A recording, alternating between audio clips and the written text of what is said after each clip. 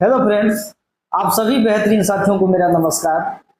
हमारे एक व्यूअर है मनीष चौहान, फार्मासिस्ट। इन्होंने पूछे हैं, सर बीपी किस कंडीशन में कौन सा मेडिसिन लेना चाहिए। मान लीजिए अगर बीपी का रेंज 130/70 है या 139/80 है या 160/89 है, तो इस कंडीशन में कौन सा दवाई देते हैं। तो आज इसी विषय पे हम लोग बात करेंगे फ्रेंड्स, सबसे पहले आप ये समझ लीजिए, बीपी बढ़ने का जो सबसे बड़ा रीज़न है, अगर आप घर में जो भी फूड वगैरह खाते हैं उसमें घर में जो नमक का मात्रा होता है, सॉल्ट का जो मात्रा होता है वो 20% होता है। बाकी का 80% सॉल्ट जो है आप बाहर से यूज करते हैं। वो कैसे यूज करते हैं? बाहर गए, कुछ भी खाए आप, नाश्ता, चिप्स वगैरह, कुरकुरिया, ये सब कुरकुरे मुरमुरे सब जो होता है, ज़्यादा चटपटा अगर आप बाहर से खाते हैं तो उसमें 80% नमक का मात्रा ज़्यादा होता है। इस तरह से उसको कंपनियां बनाती है नमक का मात्रा ज़्यादा दे करके, जो वो ज़्यादा दिन तक वो खराब ना हो, और उसको हम लोग यूज करते हैं। तो इसीलिए उसमें नमक का मात्रा ज़्यादा होता है। नमक का मात्रा अगर आपके बॉडी में ज़्यादा होगा तो आपका ब्लड वॉल्यूम बढ़ेगा, और ब्लड का जो वॉल्यूम बढ़ेगा तो आपका बीपी ऑलरेडी बढ़ेगा। समझ गए फ्रेंड्स। और एक होता है, आप घर में ज़्यादा मसाला वगैरह सा या मीट मछली अगर आप ज़्यादा खाते हैं तो उसमें कोलेस्ट्रॉल होता है, और कोलेस्ट्रॉल ट्राइग्लिसराइड होता है। वो अगर आप ज़्यादा खाते हैं तो वो आपके ब्लड को गाढ़ा करेगा, और ब्लड को गाढ़ा करेगा, ब्लड वेसल्स में कुछ प्लेग ऐसे जमा होते हैं, कोलेस्ट्रॉल जमा होते हैं, जो ब्लड को आने जाने में ऑब्स्ट्रक्शन करता है, जिस कारण से भी आपका ब्लड प्रेशर बढ़ेगा। उसके बाद होता है स्ट्रेस यानी चिंता। अगर आप किसी भी चीज़ में चिंता करते हैं, किसी भी चीज़ को आप सोचने मतलब निगेटिव तरह से सोचते हैं, या किसी भी चीज़ पे ओवर थिंकिंग आप कर लिए हैं, तो उस कंडीशन में होता क्या है, हमारे ब्रेन से कुछ केमिकल्स निकलते हैं, जो कुछ हार्मोन्स निकलते हैं, जैसे एड्रेनल हार्मोन्स निकलते हैं, वो इनबैलेंस होने लगते हैं। और इनबैलेंस होने की कंडीशन में भी हमारे ब्लड का प्रेशर बढ़ता है। समझ गए फ्रेंड्स। बहुत सारे कारण हैं, लेकिन जो भी है वो इम्पोर्टेंट कारण वो आप समझ लीजिए। इसमें कौन सा दवाई देना चाहिए, दवाई कौन सा देना चाहिए, तो आप देखेंगे जो नॉर्मल रेंज होता है वो 120 और 80 होता है। और इसके बाद इससे जब ज़्यादा ब्लड प्रेशर आता है, जैसे 120 129/80 आता है, ये होता है element blood pressure. Element blood pressure होगा। उसके बाद 130 और 39, 80 और 89 के बीच में ये डायस्टोलिक आता है, तो वो होता है स्टेज 1 हाइपरटेंशन। वो स्टेज 1 का ब्लड प्रेशर, उसको हम बोलना शुरू कर देंगे। उसके बाद अगर सिस्टोलिक ब्लड प्रेशर 140 और उसके बाद 90 अगर डायस्टोलिक आ रहा है, तो वो स्टेज 2 में आ जाता है। वो स्टेज 2 का ब्लड प्रेशर होता है। उसके बाद 180 और 120 अगर सिस्टोलिक और 120 डायस्टोलिक अगर आ रहा है, तो वो होता है हाइपरटेंशन क्राइसिस। इससे भी ज़्यादा आएगा तो वो सीवियर हाइपरटेंशन में आता है।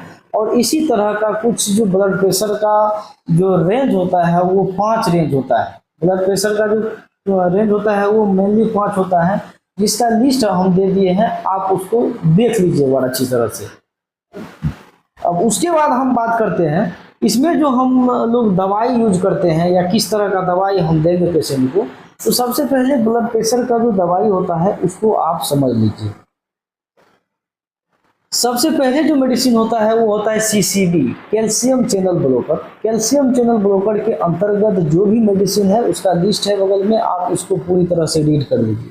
क्योंकि मैं एक एक करके बताऊंगा तो वीडियो काफ़ी लंबी हो जाएगी, इसलिए आप CCB यानी कैल्शियम चैनल ब्लॉकर जो है वो आप उसका लिस्ट देखिए। और ये क्या करता है, आपके ब्लड में जो कैल्शियम की मात्रा जा रहा है उसको कम करेगा, और उस कारण से क्या होता है, ब्लड प्रेशर आपका कम होगा। और इसका कुछ साइड इफेक्ट भी देखा गया है, यानी कि आपके लेग में स्वेलिंग आ सकता है। सीवियर बहुत सारे कंडीशन में ऐसा देखा गया है, किसी किसी को होता है, किसी किसी को नहीं भी होता है। तो आपके इसका साइड इफेक्ट आपके लेग में स्वेलिंग आएगा। उसके बाद होता है डायूरेटिक मेडिसिन। डायूरेटिक मेडिसिन का भी लिस्ट हम दे दिए हैं, वो भी आप देख लीजिए। डायूरेटिक मेडिसिन में होता क्या है, जिस तरह से आप इसको यूज करेंगे तो वो ब्लड के वॉल्यूम को बढ़ाएगा। और ब्लड का वॉल्यूम जब बढ़ेगा, और जो ब्लड की वॉल्यूम बढ़ेगा और अंदर में जो भी पानी का स्टोर अधिक हो रहा है ब्लड में, वो पानी को डायबिटिक यानी यूरिन के माध्यम से उसको बाहर निकालेगा और उससे भी आपका ब्लड प्रेशर कम होता है।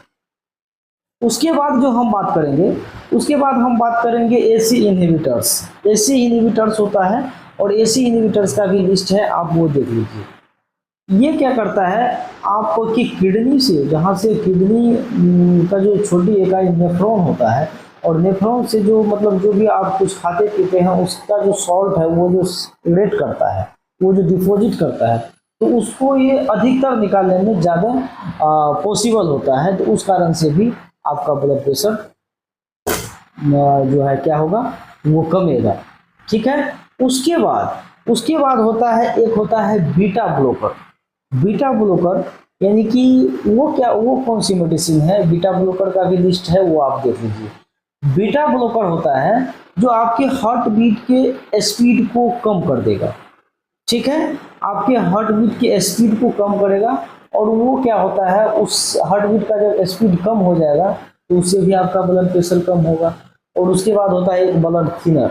ब्लड थिनर, अगर आप ब्लड थिनर मेडिसिन लेते हैं तो ब्लड थिनर ब्लड पतला होगा, और ब्लड पतला होने के कारण ब्लड का जो ब्लड वेसल्स है उसमें सही मात्रा में, पर्याप्त मात्रा में जाएगा, और उससे भी आपका ब्लड प्रेशर लो हो जाएगा।